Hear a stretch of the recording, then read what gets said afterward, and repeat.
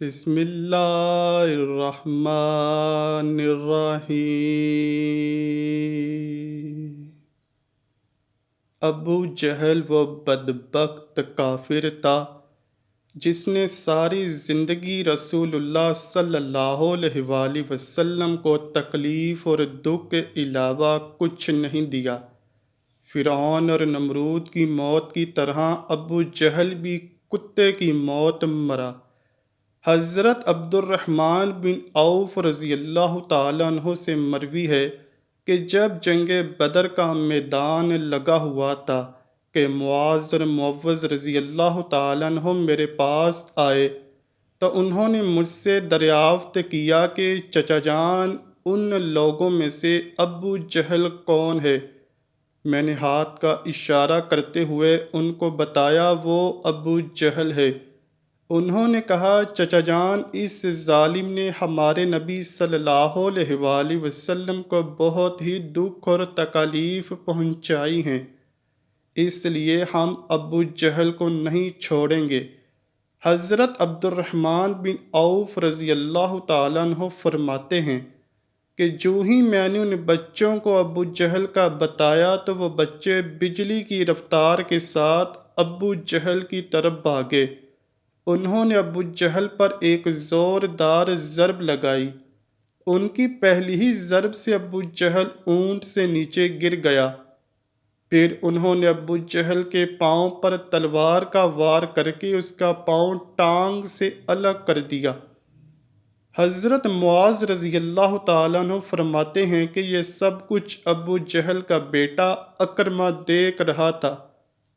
اکرمہ نے وار کر کے میرے بازو کو کاٹ دیا۔ میرا بازو کندھے سے لٹک رہا تھا۔ پھر میں لٹکتے ہوئے بازو کے ساتھ بھی بڑی تیزی کے ساتھ لڑ رہا تھا۔ جب بازو نے مجھے بہت زیادہ تنگ کرنا شروع کیا تو میں نے بازو کو اپنے پاؤں کے نیچے رکھا اور زور لگا کر بازو کو پھر تن سے جدا کر دیا۔ حضرت معاذ رضی اللہ تعالیٰ عنہ سے مروی ہے کہ میں نے موقع پا کر ابو جہل پر پھر وار کیا، جس سے ابو جہل کے جسم سے خون کے فوارے جاری ہو گئے۔ ابو جہل کو موت کے گھاٹ اتار کر یہ دونوں بچے رسول اللہ صلی اللہ علیہ وآلہ وسلم کے پاس جا کر عرض کرنے لگے، یا رسول اللہ صلی اللہ علیہ وآلہ وسلم، ہم ظالم ابو جہل کو قتل کر آئے ہیں۔ طبری میں بیان کیا گیا ہے کہ ابو جہل ابھی قتل نہیں ہوا تھا بلکہ وہ درد سے چلا رہا تھا، تڑپ تڑپ کر درد سے چلاتے ہوئے موت کا انتظار کر رہا تھا۔ جب جنگ بدر ختم ہوئی تو رسول اللہ صلی اللہ علیہ وآلہ وسلم نے تمام صحابہ کرام کو حکم جاری کیا کہ ابو جہل کی لاش کو تلاش کیا جائے۔ سب صحابہ کرام ابو جہل کی تلاش میں مگن ہو گئے۔ حضرت عبداللہ بن مسعود رضی اللہ تعالیٰ عنہ بھی ان میں شامل تھے۔ حضرت محمد صلی اللہ علیہ وآلہ وسلم نے تمام صحابہ کرام کو ابو جہل کی ایک نشانی بتائی تھی کہ ابو جہل کے گھٹنے پر نشان ہوگا۔ صحابہ کرام رضی اللہ تعالیٰ عنہ نے عرض کی، یا رسول اللہ صلی اللہ علیہ وآلہ وسلم، ابو جہل کے گھٹنے پر وہ نشان کس طرح آیا؟ رسول اللہ صلی اللہ علیہ وآلہ وسلم نے فرمایا، ایک دفعہ میں اور ابو جہل عبداللہ بن جذعان کے گھر دعوت میں شامل تھے۔ اس وقت تمہاری عمریں چھوٹی تھیں۔ ہم دونوں میں کسی بات کو لے کر لڑائی ہوئی۔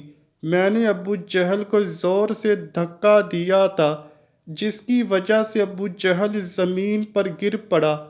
ابو جہل کے گھٹنے پر گہرا زخم آ گیا۔ وہ زخم تو ٹھیک ہو گیا تھا لیکن اس کا نشان آج بھی ہے۔ یہاں اب حضرت عبداللہ بن مسعود رضی اللہ تعالیٰ عنہ بیان فرماتے ہیں کہ میں میدان میں ہر لاش کو الٹا الٹا کر دیکھ رہا تھا کہ مجھے ایک جگہ ابو جہل زخمی حالت میں نظر آیا۔ میں اس کے پاس گیا تو میں نے دیکھا وہ ابھی مرا نہیں تھا، بلکہ زندگی کی آخری سانسیں لے رہا تھا۔ اس کے جسم سے خون کے فوارے جاری تھے۔ پھر میں نے رسول اللہ صلی اللہ علیہ وآلہ وسلم کی بتائی ہوئی نشانی دیکھی تو مجھے یقین ہو گیا کہ یہی ابو جہل ہے۔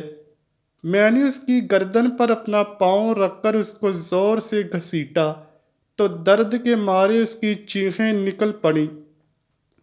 میں نے ابو جہل سے مخاطب ہو کر کہا، اے خدا کے دشمن، اللہ تبارک و تعالیٰ نے تجھ کو ذلیل و خوار کر کے رکھ دیا ہے۔ ابو جہل مجھ سے کہنے لگا، اس میں ذلت والی کیا بات ہے؟ میں تو اس آدمی سے بدلہ لینے کے لیے یہاں آیا تھا جس شخص کو تم لوگوں نے قتل کر دیا ہے۔ اس نے مجھ سے دریافت کیا کہ بتاؤ اس جنگ میں فتح کن کی ہوئی ہے؟ میں نے کہا، اس جنگ میں فتح اللہ تعالیٰ کے سچے رسول صلی اللہ علیہ وآلہ وسلم کی ہوئی ہے۔ پھر اس نے کہا، اے ابن مسعود، چرواہے تو بہت ہی اونچی جگہ پہنچ گیا ہے۔ دوسرا قول یہ بیان کیا جاتا ہے کہ حضرت عبداللہ بن مسعود رضی اللہ تعالیٰ عنہ نے بیان کیا ہے کہ میں نے ابو جہل سے کہا، تیرا قاتل میں ہوں۔ ابو جہل نے کہا، نہیں، تجھ سے پہلے مجھے کوئی قتل کر گیا ہے۔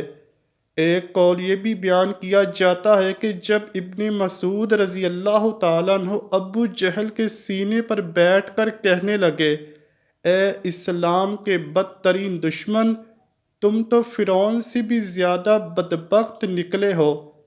فرعون نے بھی مرتے ہوئے اپنی غلطیوں کو مان لیا تھا کہ میں غلط ہوں، لیکن تم تو مرتے ہوئے بھی اسلام کے خلاف بکواس کر رہے ہو۔ یہ سن کر ابو جہل نے جواب دیا کہ اپنی آقا محمد صلی اللہ علیہ وآلہ وسلم کو جا کر میرا پیغام پہنچا دینا کہ ابو جہل تو اس دنیا سے چلا گیا ہے، لیکن وہ پیغام یہ دے گیا ہے کہ حضرت محمد صلی اللہ علیہ وآلہ وسلم کا سب سے بڑا دشمن میں ہوں۔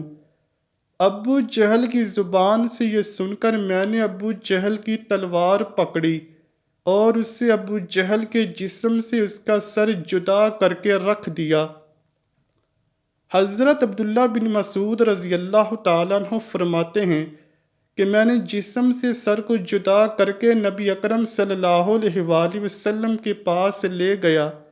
میں آقا دو جہاں صلی اللہ علیہ وآلہ وسلم کی بارگاہ میں ابو جہل کا سر پیش کرتے ہوئے عرض کی، یا رسول اللہ صلی اللہ علیہ وآلہ وسلم، یہ لیجیے ابو جہل کا سر۔ رسول اللہ صلی اللہ علیہ وآلہ وسلم نے فرمایا کہ قسم ہے اس ذات کی جس کے قبضے میں میری جان ہے، بے شک یہی ابو جہل کا سر ہے۔ پھر آپ صلی اللہ علیہ وآلہ وسلم ابو جہل کے سر کے پاس کھڑے ہو کر فرمانے لگے، یہ کافر ابو جہل اس امت کا سب سے خطرناک اور ظالم فرعون ہے۔ ہر امت میں ایک فرعون ہوتا ہے، جبکہ میری امت کا فرعون ابو جہل تھا۔ اللہ تعالیٰ کا لاکھ لاکھ شکر ہے کہ یہ بدبخت ہلاک ہو گیا ہے۔ روایات میں اس طرح بیان کیا گیا ہے کہ رسول اللہ صلی اللہ علیہ وآلہ وسلم نے شکرانے کے نوافل ادا کیے۔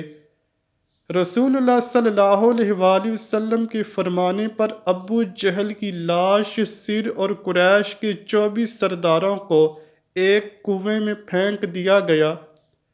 اس کے بعد رسول اللہ صلی اللہ علیہ وآلہ وسلم 3 دن میدان بدر میں رہے اور جاتے ہوئے اس کنویں پر بھی گئے تھے جہاں کفار مکہ کی لاشیں پھینکی گئی تھیں۔ حضور صلی اللہ علیہ وآلہ وسلم نے کنویں پر کھڑے ہو کر قتل ہونے والوں کو یہ فرمایا، اے کنویں میں پھینکی گئی لاشوں، کیا تم نے اللہ تعالیٰ کے وعدے کو پورا ہوتے ہوئے پا لیا ہے؟ اللہ تعالیٰ کا وعدہ سچ ثابت ہو گیا ہے۔ حضرت انس رضی اللہ تعالیٰ عنہ سے مروی ہے کہ رسول اللہ صلی اللہ علیہ وآلہ وسلم نے آدھی رات کے وقت ان تمام لاشوں کے نام لے کر فرمایا، اے ابو جہل بن ہشام، عتبہ بن ربیع۔ اس طرح نبی کریم صلی اللہ علیہ وآلہ وسلم نے سب کنویں میں پھینکی گئی لاشوں کے نام لیتے ہوئے فرمایا، کیا تم نے رب کائنات کا وعدہ پورا ہوتے ہوئے دیکھ لیا ہے؟ کیا تم نے اپنے خداؤں بتوں کا وعدہ سچ پایا؟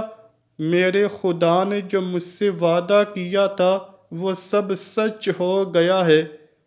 اس پر صحابہ نے پوچھا، یا رسول اللہ صلی اللہ علیہ وآلہ وسلم، آپ لاشوں سے باتیں کر رہے ہیں؟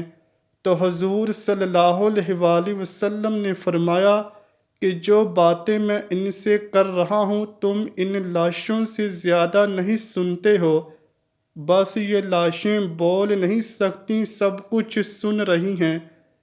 امام طبری لکھتے ہیں کہ محمد بن اسحاق بیان کرتے ہیں کہ بعض علماء کرام نے یہ بات بیان کرتے ہوئے کہا ہے، تم لوگوں نے مجھ سے دشمنی کی، بلکہ دوسرے لوگوں نے مجھ سے دوستی کی۔ تم نے مجھ کو میرے شہر سے نکال دیا، دوسرے لوگوں نے مجھ کو اپنے شہر میں پناہ دی۔ تم لوگ مجھے جھوٹا کہتے رہے، دوسروں نے مجھے سچا اور آخری نبی صلی اللہ علیہ وآلہ وسلم کہا۔ تم لوگوں نے مجھ کو بے شمار تکالیف دی، لیکن دوسرے لوگ میری تمام پریشانی میں شریک رہے۔ اس کے بعد رسول اللہ صلی اللہ علیہ وآلہ وسلم نے فرمایا کہ میں نے تو اپنے رب کائنات کے وعدے کو سچ پایا ہے۔ امید کرتا ہوں کہ آپ کو ویڈیو ضرور پسند آئی ہوگی۔ اگر ویڈیو پسند آئی ہے تو ویڈیو کو لائک کیجئے، شیئر کیجئے اور چینل کو لازمی سبسکرائب کیجئے۔ کمنٹ سیکشن میں اپنی رائے کا اظہار بھی ضرور کیجئے گا۔ ملتے ہیں اگلی ویڈیو میں، تب تک کے لیے اللہ حافظ۔